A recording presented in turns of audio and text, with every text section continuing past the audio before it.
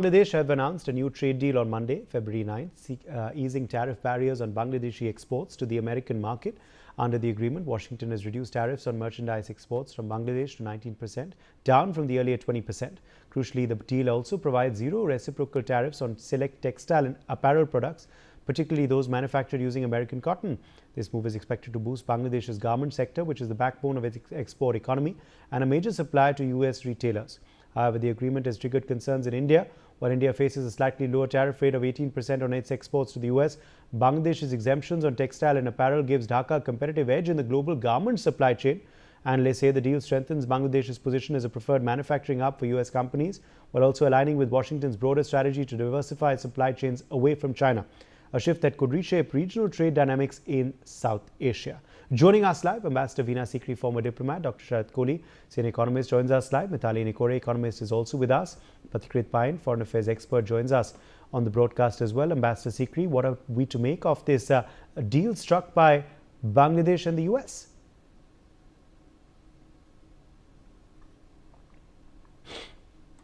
Ambassador Sikri, can you hear me? All right, I think we're having some technical trouble with our connection.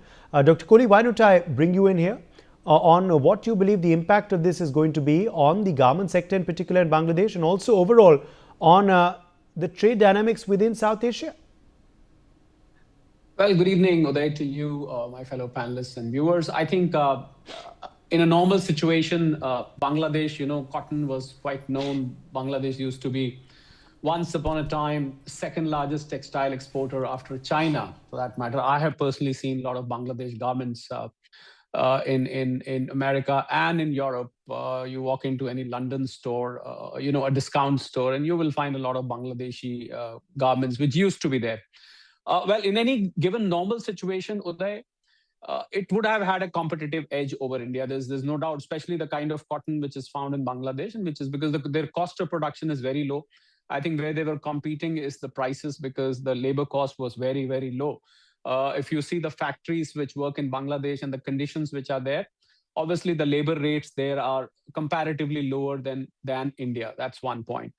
But in the given situation in which Bangladesh is right now, there's so much of radical oriented activities being carried out there under Yunus government, anti-India sentiment, the energy of the youth, which used to work for exports, that has been diverted in another direction. So I think Bangladesh, the advantage it had at one point of time is seemingly lost. So the tariff may have come down because of Yunus's proximity to the Trump administration for various reasons.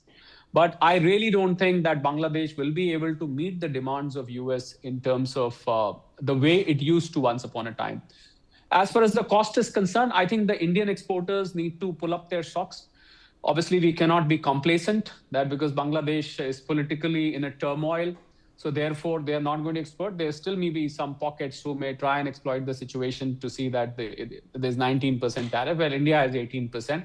So I think I have been saying from the beginning, the day India-US trade deal was announced as an interim framework, that Indian exporters and manufacturers need to ensure that their cost of production is very, very economical and their quality is up to the mark. Well, that principle upholds in any situation, irrespective of Bangladesh. So I think if we follow those two rules, that is keep our cost low and keep up the quality, I really don't think, forget about Bangladesh, any country can compete with us. Well, Bangladesh, I think their days are gone. The way they are focusing on radicalizing their youth, they are going the Pakistan way, I would say. So I really don't think it's going to be a major threat. Some orders here and there may flow into Bangladesh, but I really don't think Indian textile exporters need to worry there. Yes, Mithali Nikore, now obviously this is an effort by the US to shift supply chains away from China. What will be the result of this effort by them? And how do you believe this in a way will impact the Indian garment sector? Absolutely, Uday. Thanks a lot for bringing me into the discussion. I was actually going through the fine print of the deal, and there are some very, concerning clauses that stand out. I think the first And most concerning clause is really around the auto sector, because in the auto sector, what they have sort of said is that we are going to accept US FDA standards for our auto sector, even domestically. Now, what this essentially means is that a lot of Chinese imports of vehicles, particularly electric vehicles, where China does, dominate the global market, it sort of says if you don't meet US FDA standards, you cannot export to Bangladesh, and that's a massive market for electric vehicles in China. So it hits China pretty directly, through that sort of a regulatory change. The second thing is also that Bangladesh is setting itself up for failure, because in many ways, when you say, okay, we are adopting US FDA standards, and domestic manufacturing for auto or even auto components in Bangladesh then becomes virtually impossible, because those standards are very difficult for any developing country, particularly Bangladesh, to meet. The second area which is very concerning is around textiles, and they have committed to actually using US made cotton for manufacturing in their textile mills. And honestly, Uday, this is reminding me of an era where India, the United India, was forced to buy cotton from the Lancaster cotton mills in England and produce, garments here. It's the true return of colonialism in many ways, and again this sets up Bangladesh for a very difficult time, because again they were importing a lot of this cotton from China. They have to stop doing that. They were also importing from India. They have to pretty much stop doing that, and they have to now bring in the fibers and the yarn from the US, and in fact US made cotton has to be given preference. So this is again, very concerning development. And the third area where I do feel that Bangladesh is again in a little bit of a back foot kind of a situation is on the corn, because they have also committed to buying a certain quantity, which is not yet specified, of US corn as cattle feed. And again, they were previously buying this corn from India at a fraction of the price, but they now have to pay a much higher price to import this corn from the logistics cost side, I'm saying, to Bangladesh. But they are justifying it by saying that, it's actually cheaper. So again, these are very concerning developments. And if I was a citizen of Bangladesh, I would be really concerned that, just to get a 1% advantage over India, or just to get 2% advantage over India, they were willing to go this far, and they didn't even get that because they are now at 19% tariffs. So it's really a very, very concerning deal in my view. Okay, let me in fact also quickly take that across to you, Pathikrit Pain, on what the implications of this deal really are going to be on India, according to you, and will this once again lead many to reiterate what was said earlier, that perhaps the US has been cozying up to the Bangladesh administration and was some way responsible for Hasina's ouster? Well, Hasina's ouster has a lot to do with the Americans, that everyone knows. But that is a given. Yes, they can give concessions to the Bangladeshis. That is their prerogative. But I think if Indian textile has to have its own space in the global market, it has to be purely on its own quality, competitiveness, and eventually going up the value chain by creating, branded products. However, if you look at the deal between Bangladesh and United States, on the face of it, it might seem that a lot of benefits are going to go to the Bangladeshis, but it's certainly not so. Let me put it the reason. The tariff comes down to almost zero if they import it from United States, the cotton. But look at the cost factor when you are importing from United States, the logistical issues concerning that. Secondly, a lot of competitiveness of Bangladesh so far as the garment industry was concerned was because of the transshipment facility that they used to get from India. After the deterioration of the relationship with India, the transshipment facility is completely gone. Most of the Bangladeshi textile used to get crossed into India via the Petropol and other integrated checkposts. They used to come to Delhi, and from Delhi it used to be shipped out by aircrafts, by planes. And the third thing, if you look at the large number of buying houses of the Western major textile companies who used to have their offices in Bangladesh have shifted because of the law and order situation, and because in the last 1.5 years, a large number of Bangladeshi textile companies had to shut shops because of labor challenges, because of law and order issue, because of cost of capital, and of course because of the cost of inputs, the input cost, which was very, very competitive so long as they were procuring it from India. Last but not the least, look at what United States has extracted from Bangladesh in lieu of reducing the tariff to 19%. They have forced Bangladesh to open up their agriculture market, something that India did not do. They have forced Bangladesh to open up the dairy market, something that India did not do. They have literally forced, the interim government of Yunus to give access to the, several other sectors which otherwise should have been protected for a developing economy. So in lieu of reducing the tariff from 37% to 19%, the kind of impact that would be there within the Bangladesh economy because of an overwhelming amount of imports coming inside Bangladesh would eventually have a cascading effect on the economy of Bangladesh. And that has happened in many other countries which have been literally, and I don't know how much an interim government has a right and the authority and the constitutional mandate to agree on a trade framework or something of this stature when it is only 2 days away from having a major election. Okay. So I will not be surprised that if the entire deal gets renegotiated, which again, it's not very easy, but so long as the law and order situation, the financial situation, the employment situation, the input cost situation are addressed, just because the tariffs have come down doesn't necessarily mean they will be far more competitive. That is not something we should be worried about. Back to you.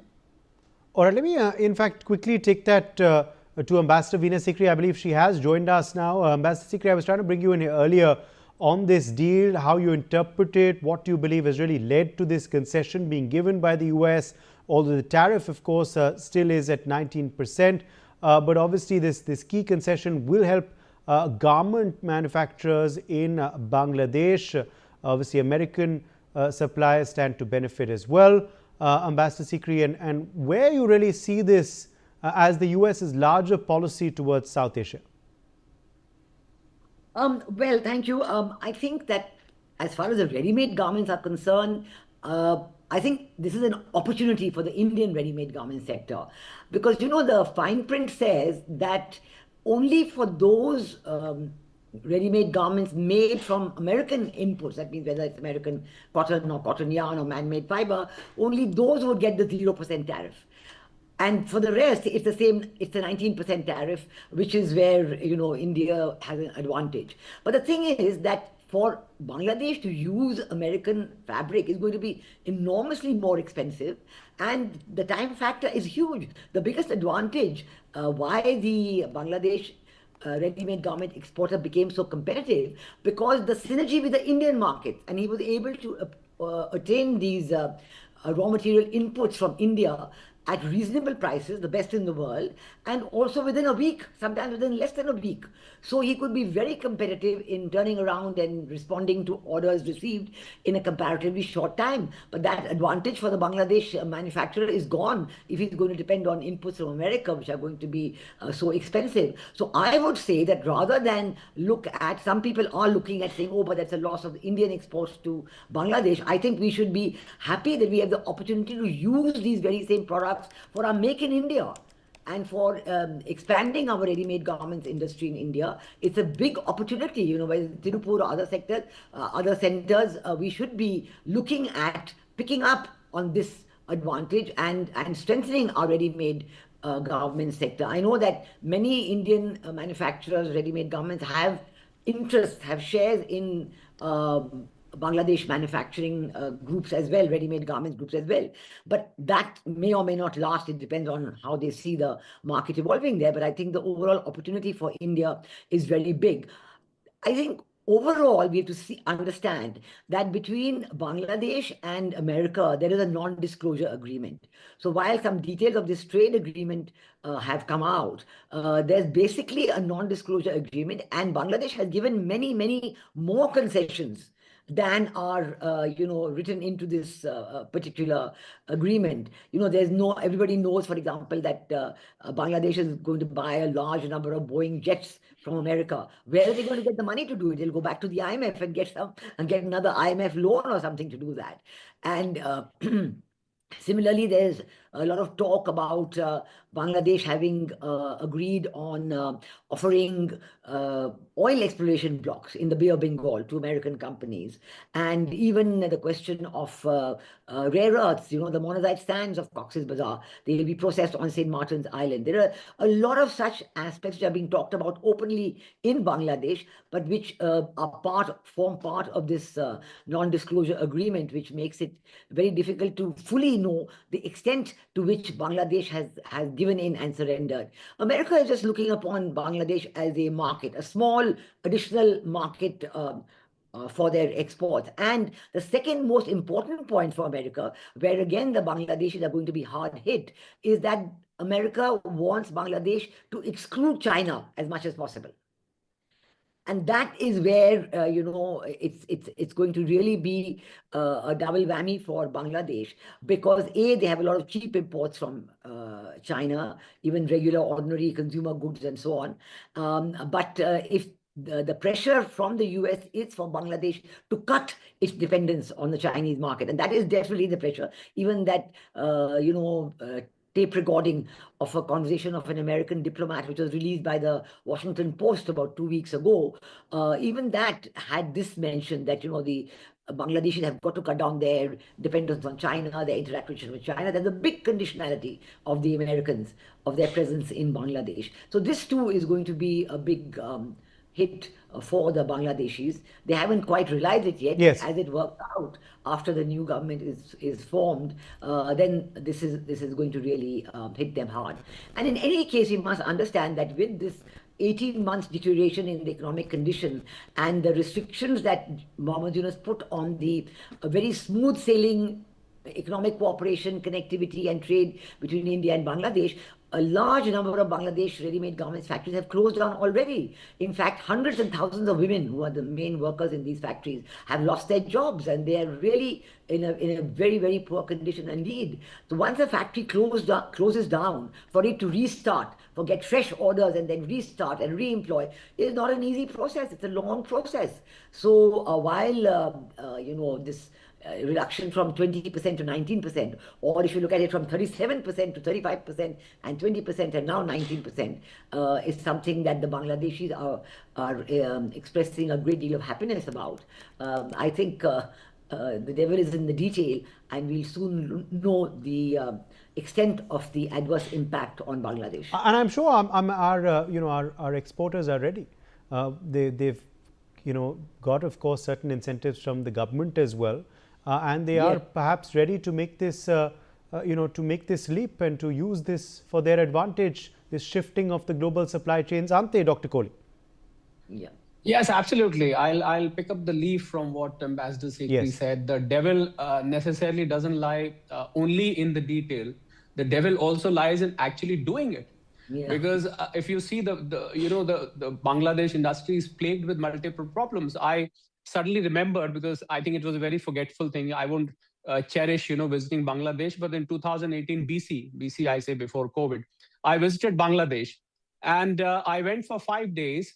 And would you believe I flew back the same day? I went in the morning because I just could not tolerate that country anyway, because it was filthy. And I had to visit a factory. And if you were seen the factory conditions over there, you would have probably lamented that this is how quality. And not many people know that a lot of Bangladeshi shipments, they get rejected, even if they are using US cotton or whatever. You have to actually do the fabrication very much in Bangladesh, so they get rejected. And add to that, the problems faced by Bangladesh industry overall, there's a massive power shortage, there's a massive infrastructure problem, and there is a skill problem as well, because they keep bringing in new women, and they do learning by doing. They make them sit on the machine, the tailoring machine, and a lot of women end up spoiling the raw material. So I think Bangladesh will have to struggle. It's better said than done. Well, on papers, yes, 19%, but I think the devil lies in delivering it, whether they'll be able to deliver, because as I said, I like to reiterate, Bangladesh is not the same as it used to be. You need a stable, politically supportive, cooperative, secular government to be able to let your industry prosper. But unfortunately, none of this is there in Bangladesh as of now. A lot of youth that I know, I had some contacts there, a lot of youth who were connected with this principal economic activity, it was basically garments. We can talk of automotive parts and all that, but it was mainly garment dominated. They have moved away from that industry ever since Bangladesh lost its orders and so on and so forth. I think things are never going to be same for Bangladesh again. On papers, theoretically, yes, the tariff may have gone down. I still feel that it is the Indian exporters, the Indian textile industry, which is going to have an advantage over all the other countries, whether it is Indonesia, whether it is Vietnam. China, of course, is still in 34% block. So I think the advantage lies with China. We do not have an iota of worry to be counting on ourselves as far as Bangladesh is concerned with that.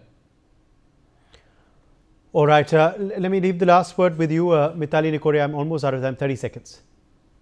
No, I think the last point is that we today have negotiated one of the best deals that was possible from the global south with the US. Yes. Our textile industry is well positioned. Our other industries are well positioned. Now it's time for us to take our MSMEs forward and capitalize on these opportunities. Okay. My thanks to all of our guests for joining us on this discussion. We're slipping into a very short break.